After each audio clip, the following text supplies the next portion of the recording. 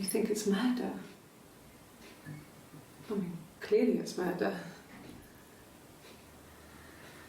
What can I do to help?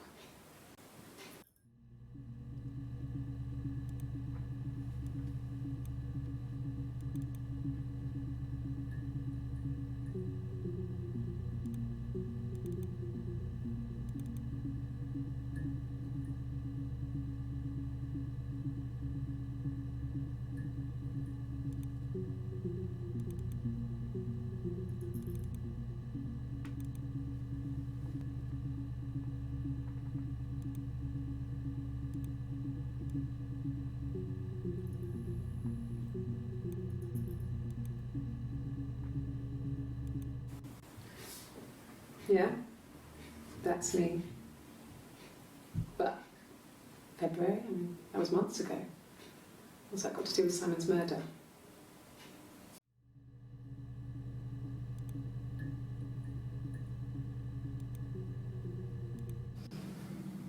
I didn't murder Simon. You've got it wrong. You've got the wrong person.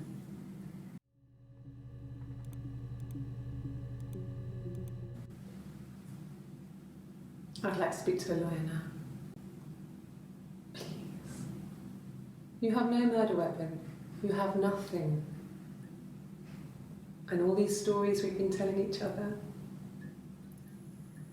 just that. Stories.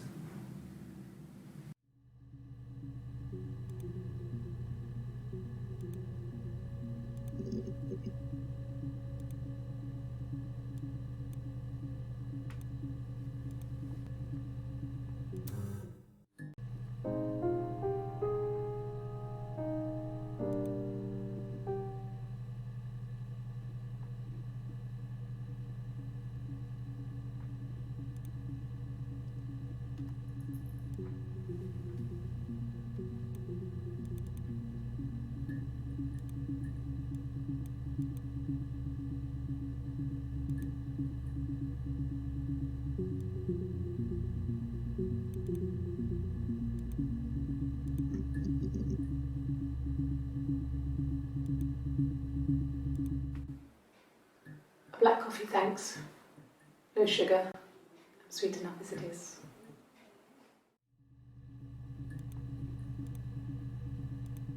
My name is Hannah. H-A-N-N-A-H.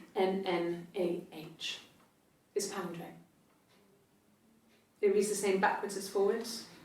It doesn't work if you mirror it though, it's not quite symmetrical, but well, I mean, you get the idea. Sorry. Hannah Smith, I live at 31 Gladstone Street.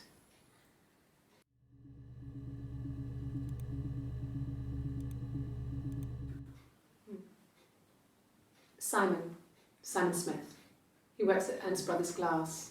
They do windows, all kinds of glass.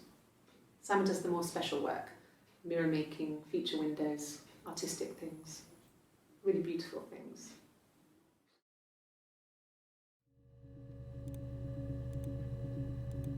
A mobile phone? Yeah. Well, they have one for the glaziers, but it's only for work. I can't remember the number. Oh, it's in the kitchen. I saw it plugged into its charging cradle.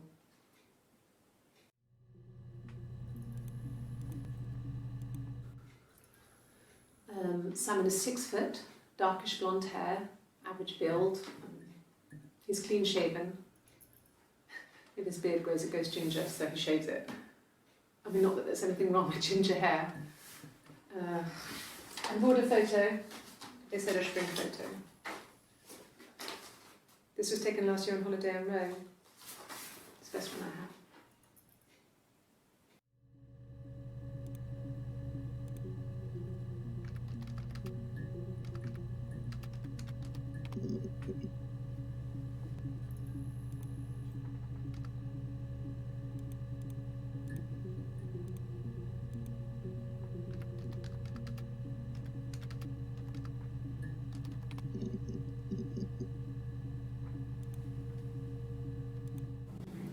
Yes, my name is Hannah Smith.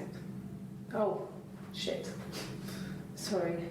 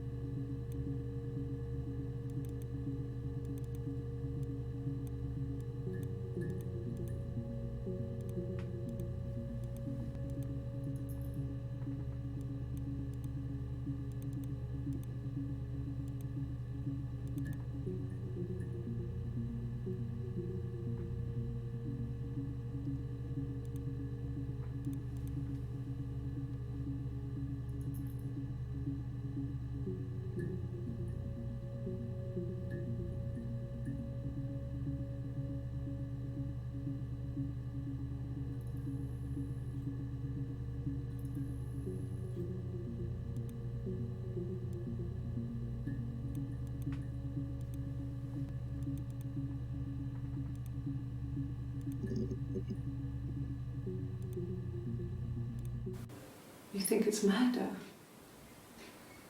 I mean, clearly it's murder. What can I do to help?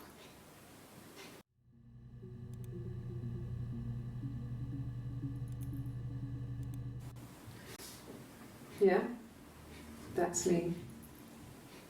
But February, I mean, that was months ago. What's that got to do with Simon's murder?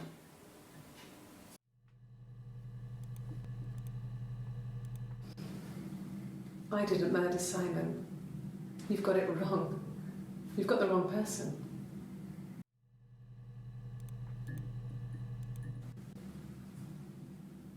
I'd like to speak to a lawyer now. Please. You have no murder weapon. You have nothing.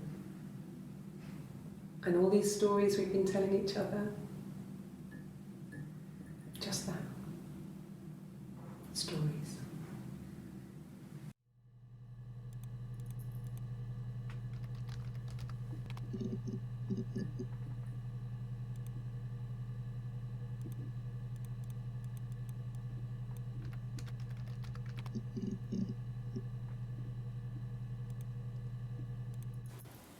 Okay. Sounds weird. I'm not great at making up stories.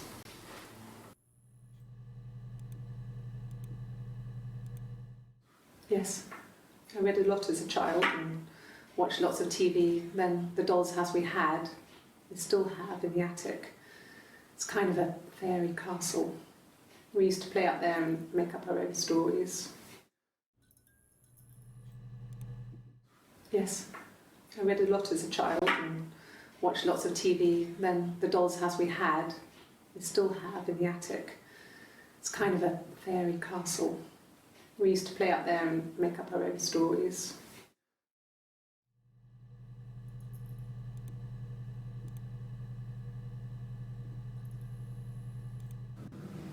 Fairy tales. Stories about lost princesses, evil witches, magical mirrors and lost children.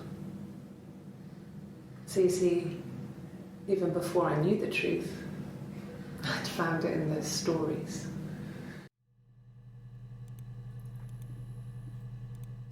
No, it was just me and her. Eve was the name they were going to call their first child. They talked about it and were going to try when he came back. Florence's family had a history of firstborn girls, so they were convinced it was going to be a girl. It's hard to know if this is all true. These are stories I remember, that I read when I was a child. Maybe I misread, maybe I misunderstood. Sometimes it's hard to remember what happened last week.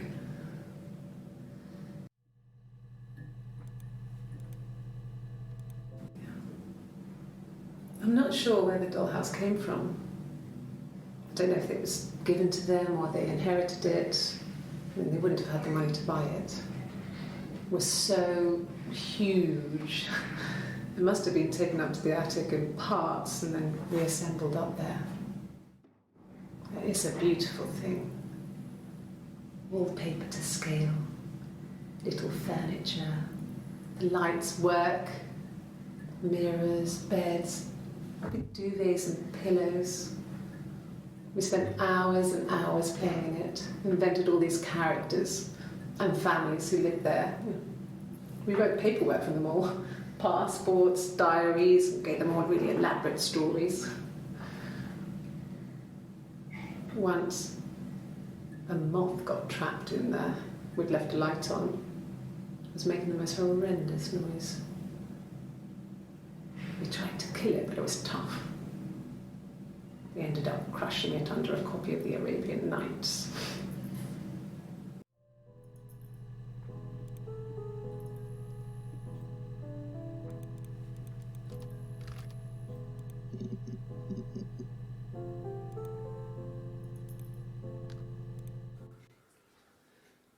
Simon is 6 foot, darkish blonde hair, average build. He's clean shaven. If his beard grows, it goes ginger, so he shaves it. His best friend. This was taken last year on holiday in Rome.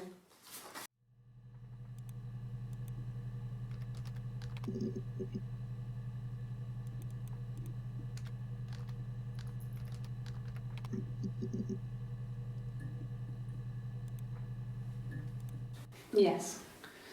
I inherited it from my parents, so it made sense to move back. Me and Simon. Felt like going back to old ways before the pregnancy. Reminded me of being a girl, a dollhouse in the attic, old things.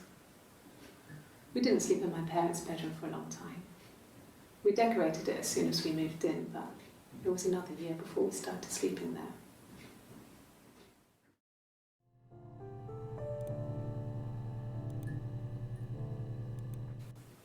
Could the hairs have come from somewhere else? I mean, could they... We have a lot of dolls in the attic. There's a Rapunzel doll with long blonde hair. Could they have come from there?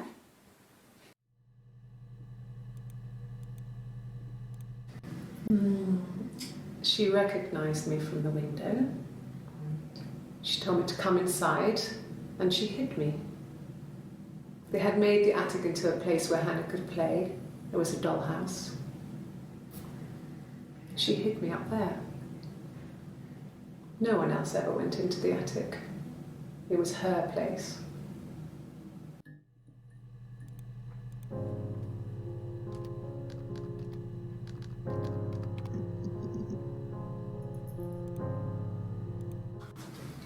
The legal stuff was completed very quickly. Hannah moved back in with Simon. Eric gave Simon the week off to help with the move.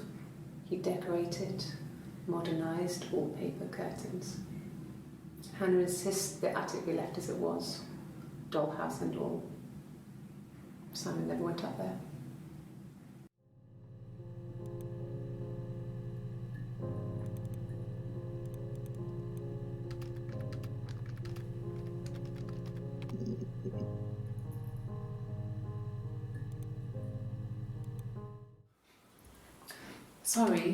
Sorry.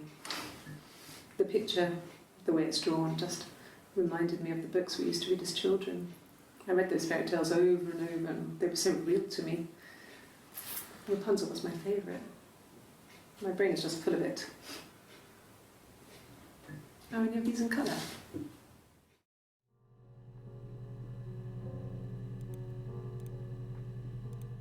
And the Glaziers. I worked there some weekends, and Simon had a part-time job there too. That was Eric's generosity. He was always good at helping out other people's children. Simon was quiet, more thoughtful than the other boys. Even then, he had a sense of craftsmanship. Wasn't always rushing stuff. Boys that age are just running around like headless chickens most of the time. Yeah. Plus, he had that look. He looked like a fairy tale prince from one of my books.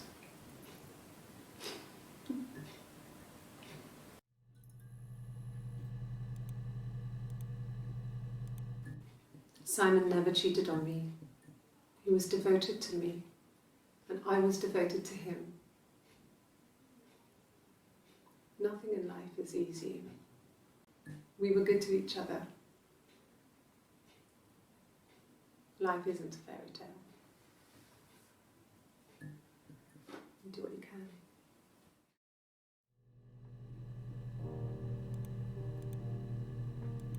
Well, she wasn't my real mother, but she raised me.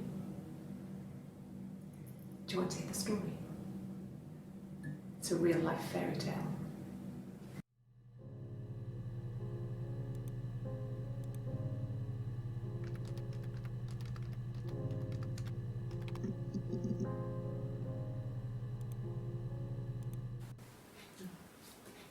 It's Rapunzel.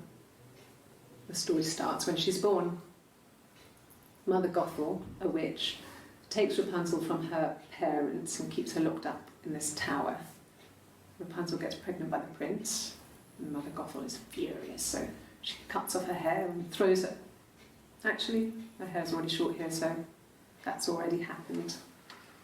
So she throws her into the wilderness, and Rapunzel is reunited with the prince, who's blind. But she kills him with her tears, and so it's a happy ending. Is that too much?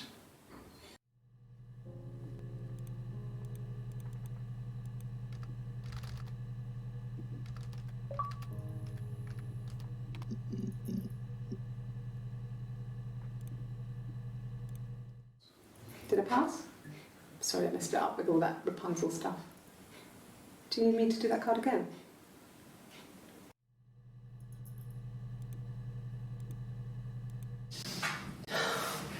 We were obsessed with fairy tales. Not just the pretty, pretty ones, but the traditional ones. They were dark and real, bizarre and violent. Felt like life. We had this huge old book that I think Mum must have bought from a library sale. The illustrations had thin tracing paper over them to protect them. They were in colour, shiny plates. At the front of the book was an index of illustrations. We read that more than the actual stories. We'd read aloud the captions and flick between pictures. There was something intimate about peeling back the tracing paper, undressing the pictures. Rapunzel's hair is cut. The eagle plucks out his heart. The princess pricks her finger.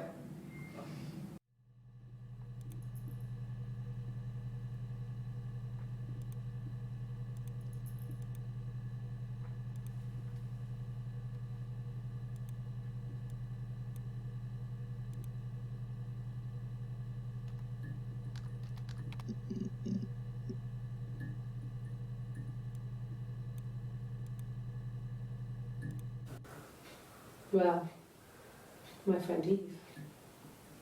I mean, she was a friend from when I was a kid, and she was always more popular with the boys, and I used to hate her for it. I mean, really hate her sometimes.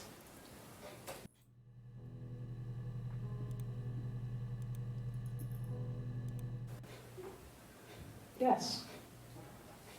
We'd fight. We fought on the beach once, and I held Eve's head underwater. There was no one else around. It was at the far end of the beach, and I held her head under, and I kept it out. And for a moment, I just wanted to kill her and watch her drown. But that was it. It was just a moment. We were made up afterwards. It was a love-hate relationship.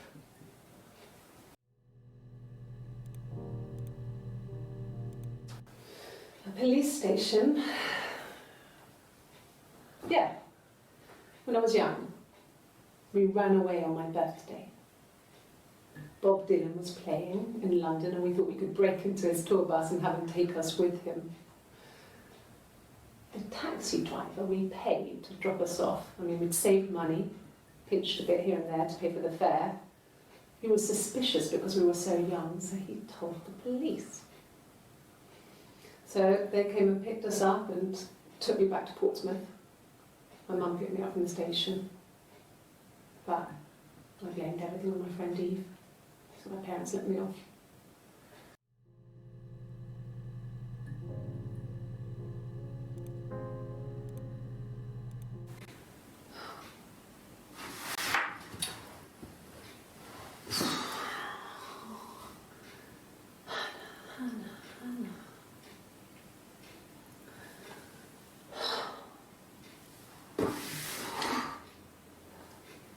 What are you doing talking about Eve?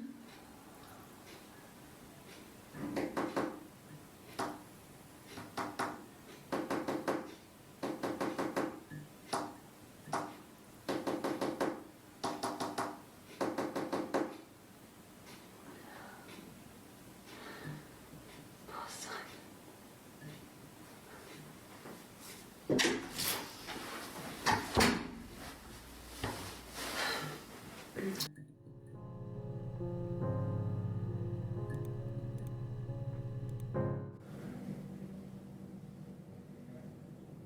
My mother called me Eve.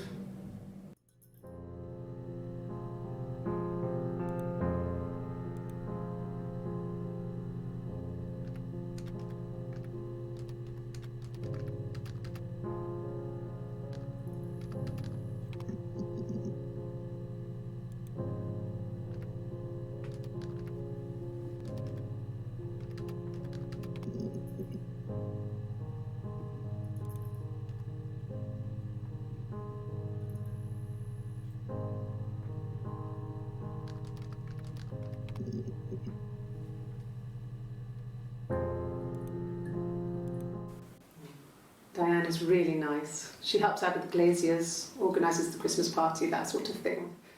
They have 2 kids, really sweet kids. She used to look out for me when I worked there.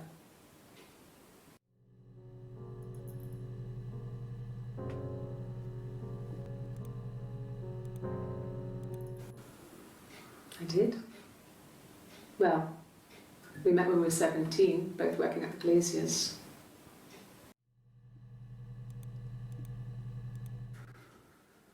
We couldn't afford our own place. Simon dropped out of school, went full-time at the glaziers. That was Eric's generosity. We moved in with his mum and dad. They had a spare room for us and the baby, if it came. It was a nice change, time to myself, living there for those months, full of hope.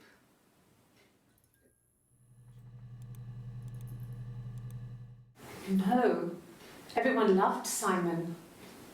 He's a glazier, he doesn't have much money. I don't know. I don't know.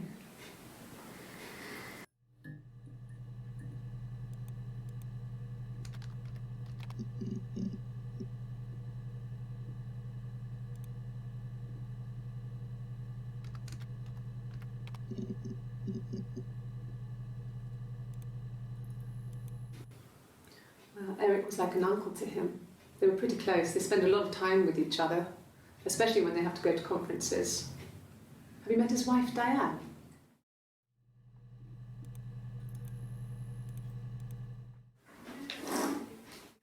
Yeah, that's Simon's watch. It was a gift from Eric. He got it this year.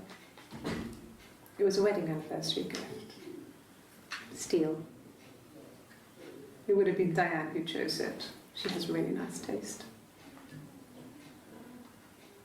That time, you must eliminate me. I was in Glasgow then.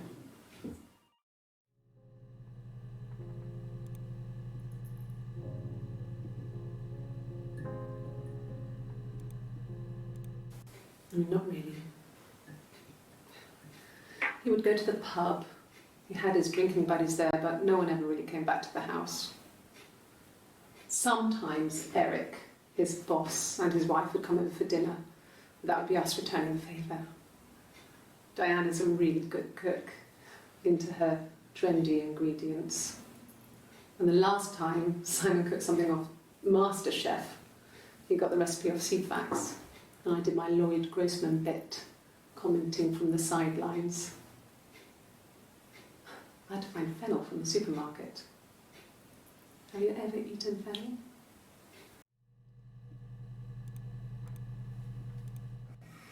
Simon and Eric arguing? No, I can't imagine they'd be arguing. And they get on so well. Unless it was something to do with work. Maybe Simon was being too much of a perfectionist. But I don't know. You should ask Diane.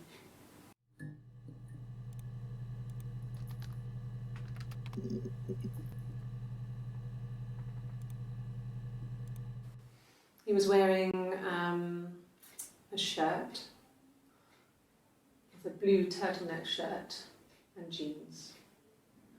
He has a watch. It's a really nice one. That was a gift from his boss, Eric. He had his coat, a long grey duffel coat, like Paddington Bear. He would have taken that with him. It's not in the house.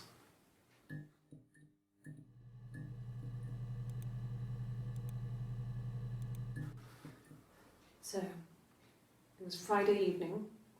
We had an argument. He left. On Saturday, he didn't come back. I waited all day. He was supposed to go help Eric out with something on the Saturday afternoon. They had a job. He didn't show. So Eric was ringing on the phone. I checked at the Rock, that's our local. They said they'd seen him on the Friday night, but not since. He still wasn't back this morning. It just isn't like him at all. Still not back by dinner time. It's getting dark again. So I decided to come and see you. His parents haven't heard anything either.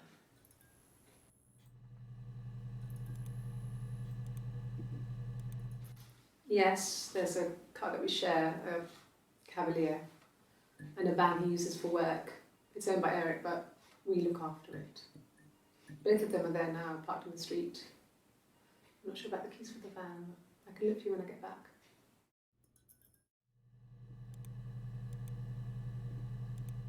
Yes, that would be in his wallet.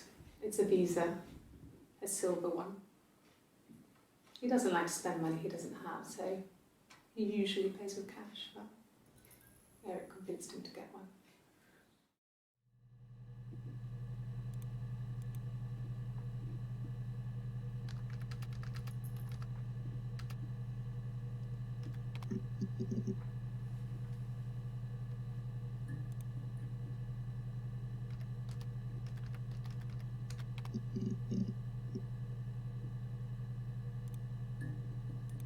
Yes. He left after the argument. It was about 8 o'clock.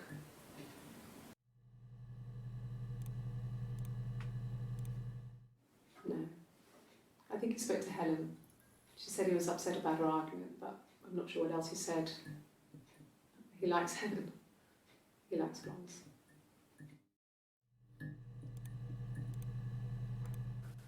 There's married couple stuff. A stupid argument, nothing specific. No one knows how to push your buttons better than those you're close to.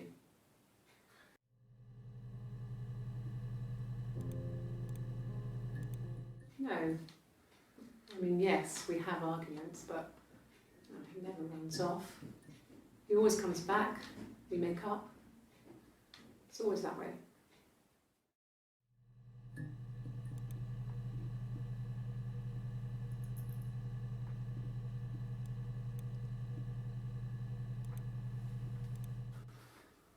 So, Eric out with something on the Saturday afternoon. They had a job. He didn't show.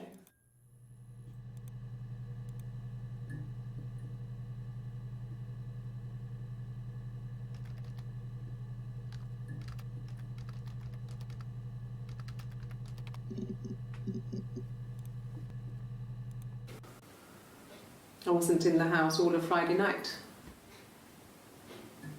After the argument, after Simon left, I left too. I was upset and I wanted to get away. So I took the car.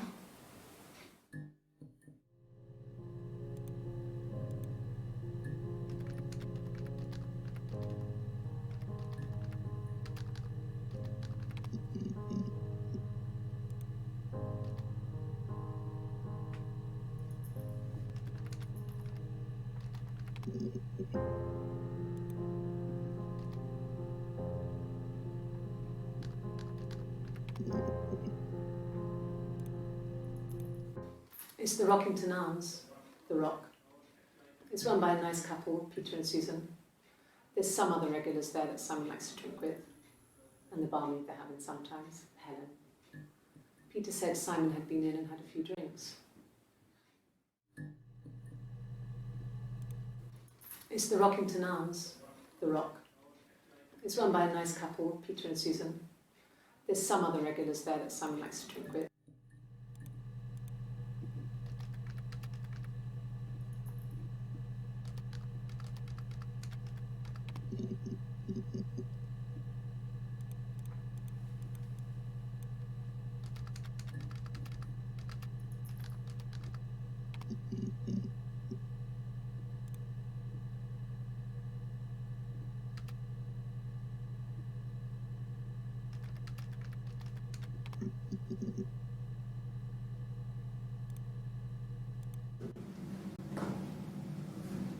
Across the road, where my parents first lived there, was a midwife called Florence.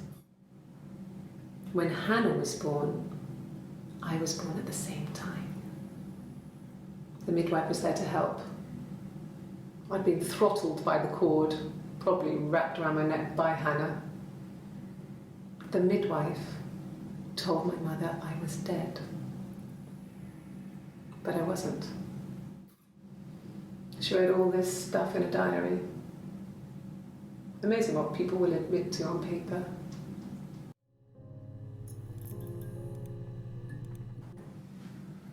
Florence took me home with her. mother, hadn't been expecting twins and had a healthy baby. I guess she was just happy for Florence to clean up, take away the evidence that this was anything but a happy occasion.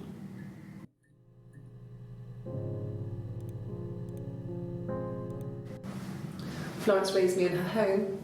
I never left it. She kept me out of sight. It wasn't odd for people to see a midwife with a baby, carrying in supplies, washing nappies, that sort of thing. I never knew any different. I grew up looking out of my window and seeing her across the road. I thought it was like a reflection in the mirror. She was me.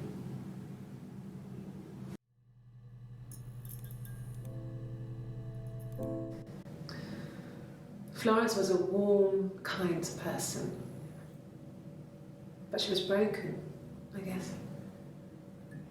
When I found her diary, I also found a biscuit tin with other stuff in it, older papers, letters, that kind of thing.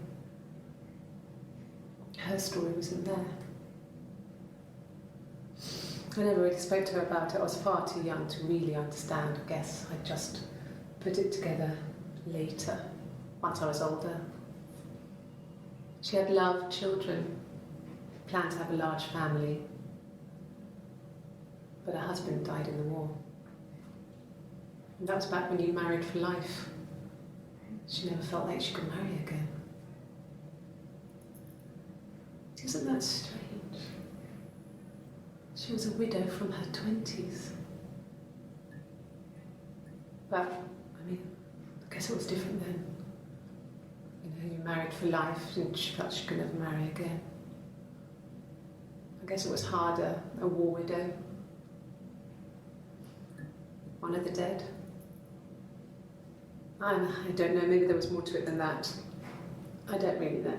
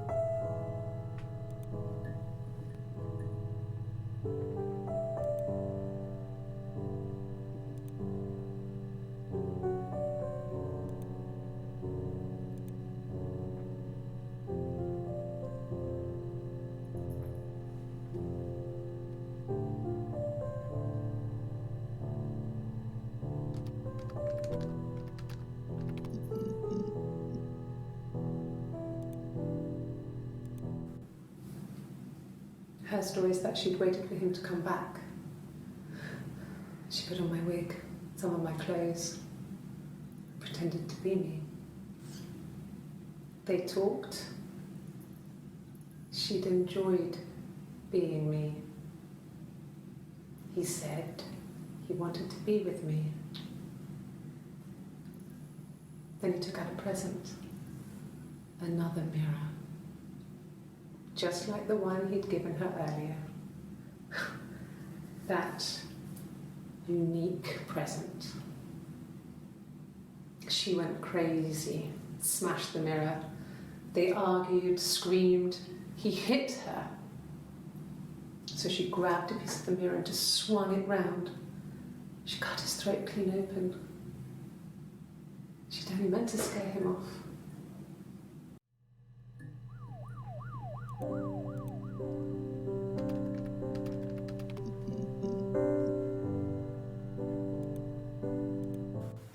It was my birthday, like you said.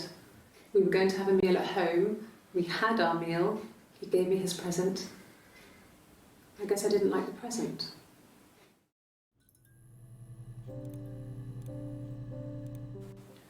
It wasn't the present so much. It was one of those arguments that had been simmering for a while. The present was a mirror, a nice mirror. He'd engraved the glass, the kind of mirror a princess would have in a story. He made it specially for me.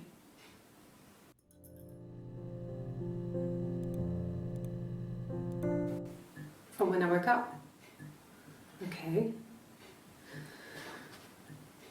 I woke up. Simon was already up and he made me birthday breakfast of eggs Benedict. We both had to go to work, so we saved presents till later. I got to work, had some birthday cake, children sang me happy birthday, then I came home. The birthday meal was a takeaway, and Simon gave me his present, which I didn't mind. And after that, we talked about the baby. It turned into a big argument. Simon left. I was furious.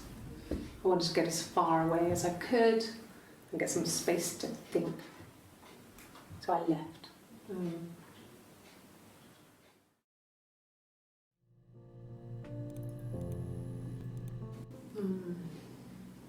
About 8 years back, it was a present to myself. I shouldn't even be drinking coffee with the baby. It's been hard trying to give it up. I think they say you can have 1 cup.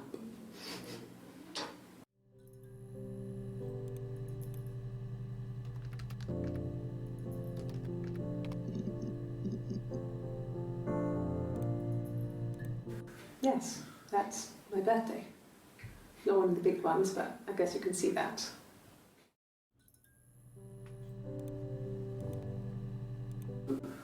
No. Well, yes. He found out on my birthday. I told him I was pregnant.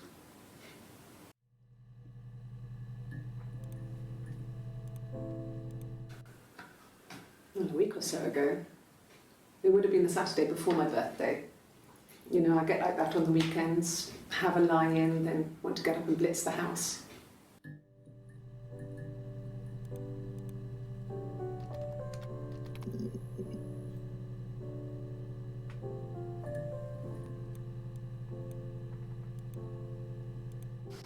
We spent the wedding night in a hotel in Brighton.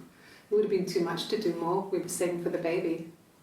It was wonderful to be in a hotel, away from home, just alone together. Since then, we've always tried to get away for our holiday.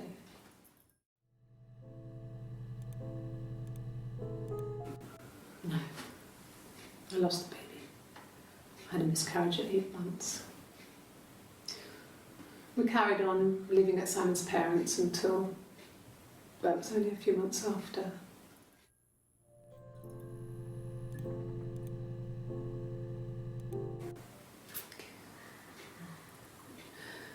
It was after dinner.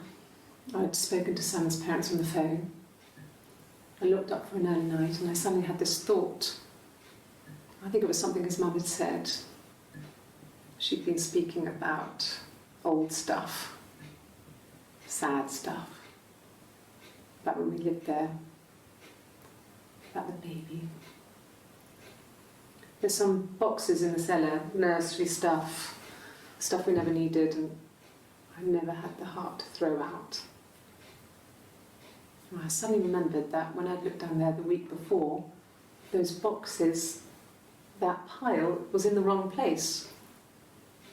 I went cold all over. I went down there with a torch and went straight to the back, and that's when I saw the bin bags. Pulled them open, Saw the body. I screamed, and that's when I called the police.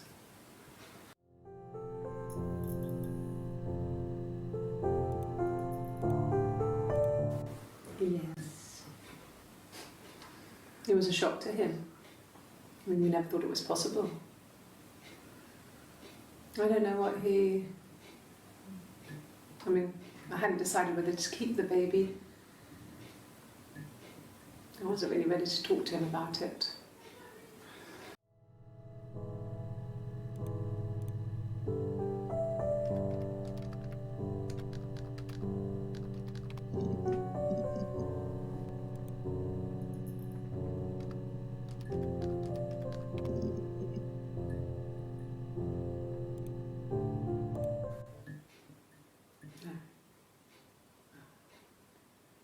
The whole thing was wrong. The bags, I think they were from our kitchen, you can probably check that. We never go into the cellar. It's just a place we put things we don't need. Dad used to grow mushrooms there. The bags were taped up. I think it was parcel tape, but I think it was ours.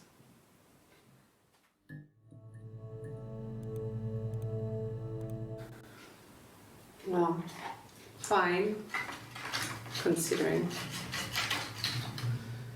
I got back into the house today, and that was weird, knowing your people had been there through my things. It's like I'd been burgled. I mean, worse, obviously. I don't know. I haven't lived in the cellar yet. They sent a cleaner in, as good as new, he said.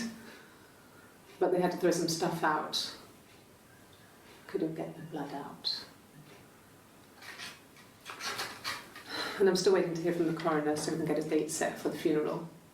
It's going to be a cremation.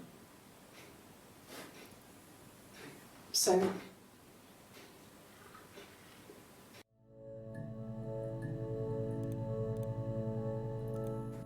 it happened very quickly.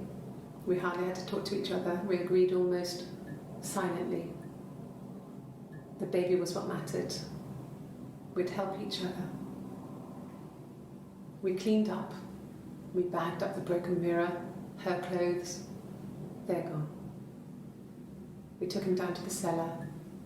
We knew we had an alibi, and we wanted the body to be found later.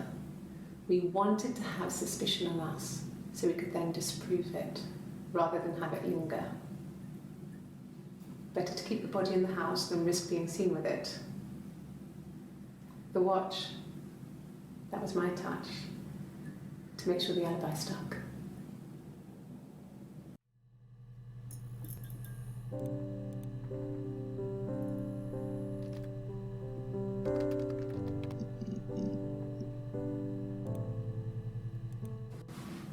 Yes, it was a cremation. For the best. We both wore black and had veils, so it was easy. And after the funeral, everyone came back to the house. Hannah served up sandwiches, and I stayed out of sight.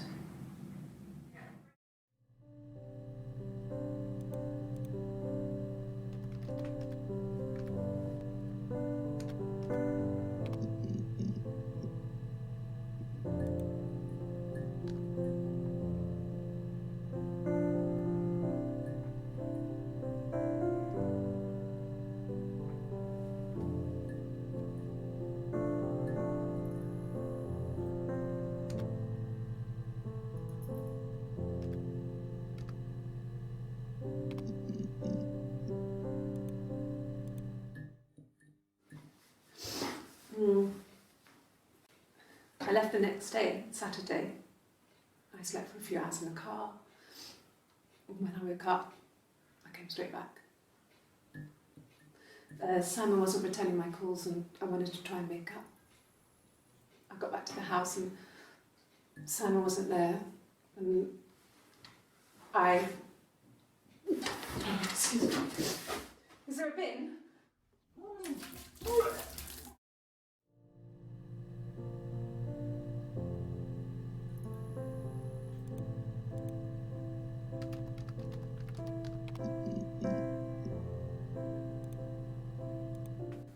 was late, early Saturday morning.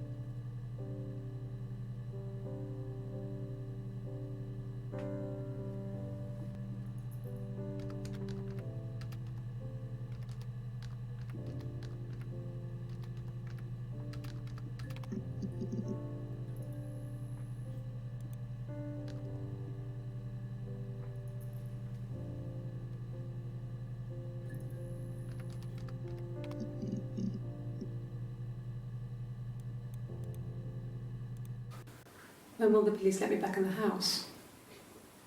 And they let me take a bag of clothes with me, but...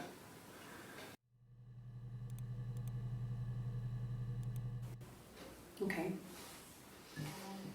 I parked up in the street. It was busy, so I had to park down the end of the road. Walked up, knocked on the door, no answer. I took my keys out of my bag and unlocked the door. The main lock was unlocked. You can tell because the key doesn't turn when you try to turn it to the left. I walked in. Simon's coat wasn't on the peg. I couldn't see his shoes in the shoe rack. I shouted out. I walked straight into the kitchen because he usually sits in there to have a cup of tea and read his paper, but he wasn't there. I touched the kettle. It was cold. I looked quickly in the living room. Nothing. So I walked upstairs to the bedroom and he wasn't there. I didn't search for him because it was pretty clear he wasn't there. I had a shower. The phone rang whilst I was in the shower. I didn't answer it. I think it was Eric. Then I was just exhausted. So I lay down on the bed and I fell asleep, though I didn't mean to. I woke up a couple of hours later and I was surprised to see no one in the bed next to me. And then I remembered where I was and what had happened. That's when Eric called again. This time I spoke to him. Then I called Doug and Eleanor. And then I decided to come and see you. That enough?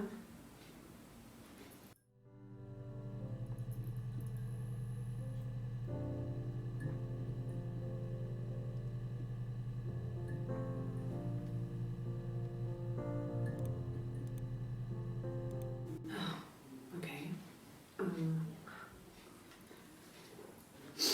I parked up on the street. It was busy, so I parked down the end of the road.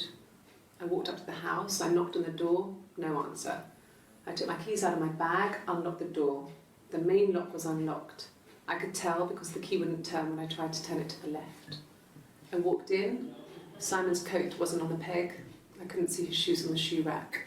I shouted out for him. I walked straight into the kitchen. He usually sits in there to have a cup of tea and read his paper. He wasn't there. I touched the kettle. It was cold. I looked quickly into the living room. Nothing.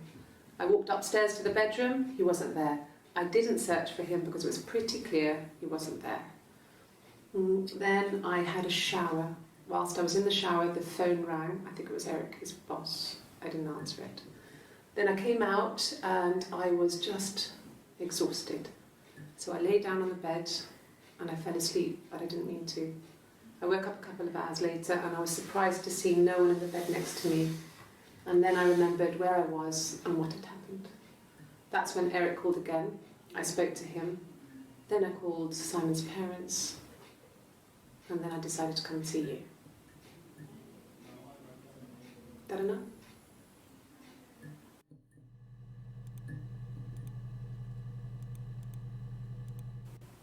Okay. I touched the kettle, rang whilst I was in the shower. I didn't mean to.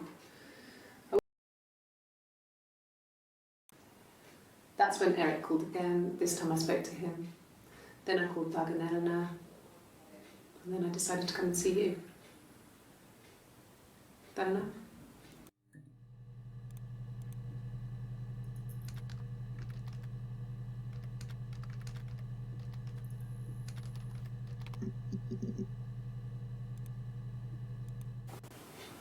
Simon's parents offered to put me up, but I didn't think it would be a good idea. It would be too sad. Not right now. I'm staying at a friend's.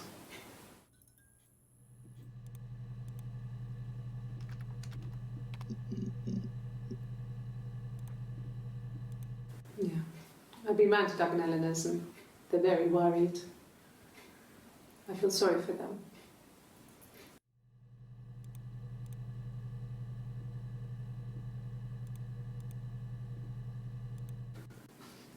I got a job to contribute, you know. Doug knew someone and I got a job as a dinner lady at the primary school. They said it didn't matter if I could cook or not, just don't poison the kids. So you see, it's always been complicated between me and Simon. It's never just been the two of us, there's always been pressure.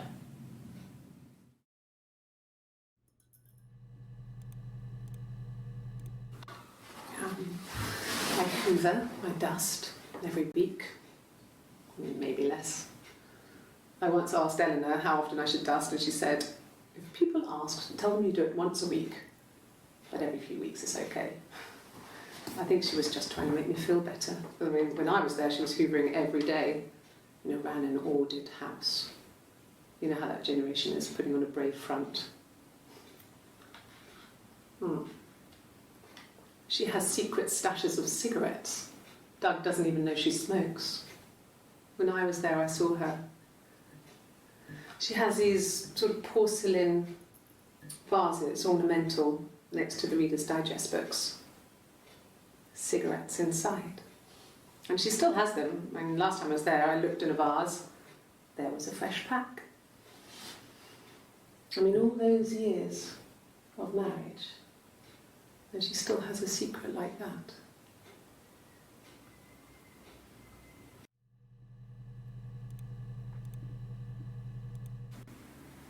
Yeah. 1984 was an awful year in the end.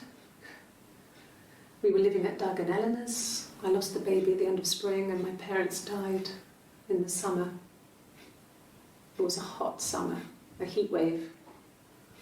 So when they discovered the bodies, it was just awful. Because of the circumstances, them dying together like that, they brought in a lot of police. A forensic entomologist. I had to look that up. It was because of the heat. It's just awful.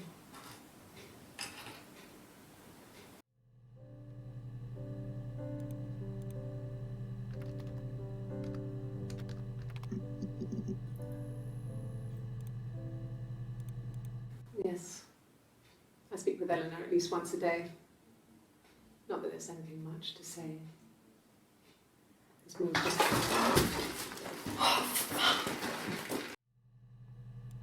Yes. I speak with Eleanor at least once a day. Not that there's anything much to say. It's more just...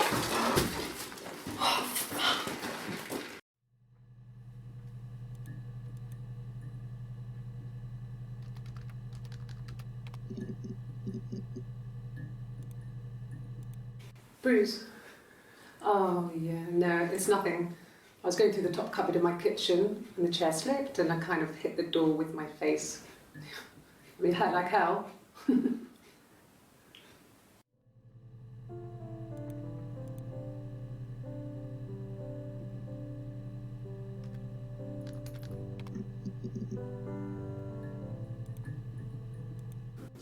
Yeah, when I was at school. I worked part-time in the front shop. It was sort of an extended family thing. My dad used to work there, my mum worked there before I was born. I took care of paperwork, filing, typing out invoices, that kind of thing. It was a good job for a girl back then. I didn't work a till or anything though, I was quite shy, so I wouldn't have liked to have worked a till.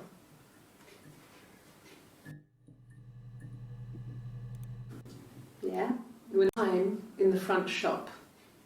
It was sort of an extended family thing. I worked part-time in the front shop. It was sort of an extended family thing. My dad used to work there, my mum worked there before I was born. I took care of paperwork. Yeah, yeah, yeah. When I was at school, I worked part-time in the front shop. It was sort of an extended family thing. Invoices, that kind of thing. It was a good job for a girl back then. I didn't work a till or anything though. I was quite shy, so I wouldn't have liked to have worked a till.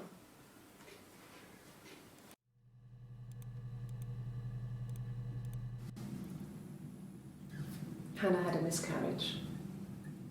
This was late in the pregnancy and it left her infertile.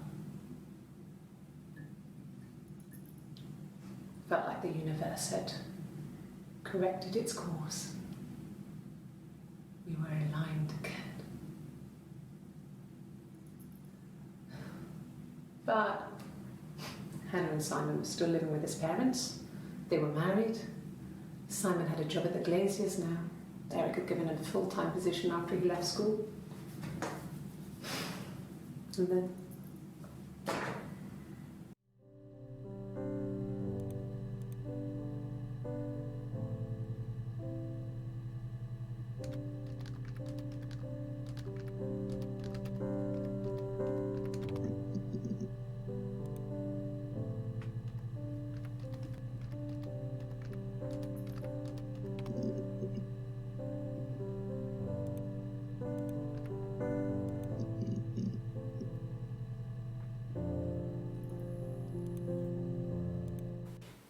my parents died. It was the worst year of my life. The miscarriage and then my parents.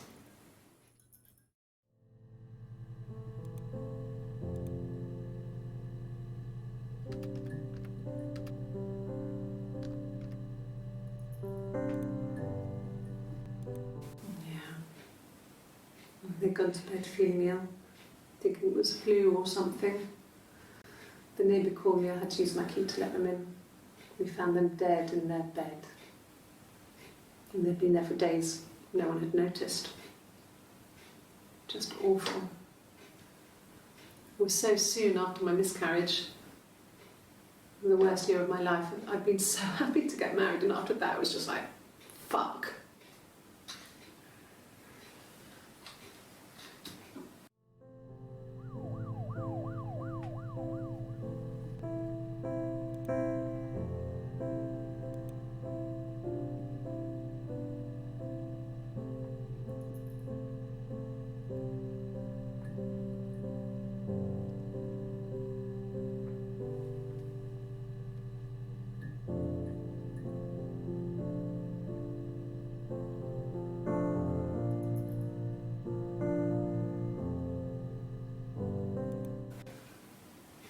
Yeah. I mean, I was infertile. Thought I was. They told me I was infertile after the miscarriage because of complications.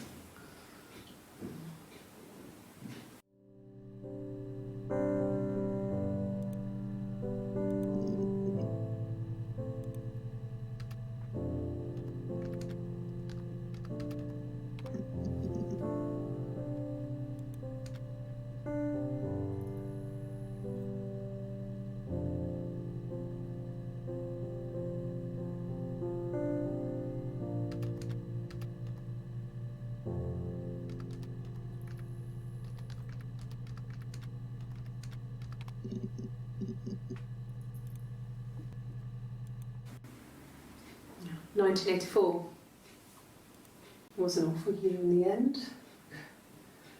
We were living at Doug and Eleanor's. I lost the baby at the end of spring and my parents died in the summer. It was a hot summer.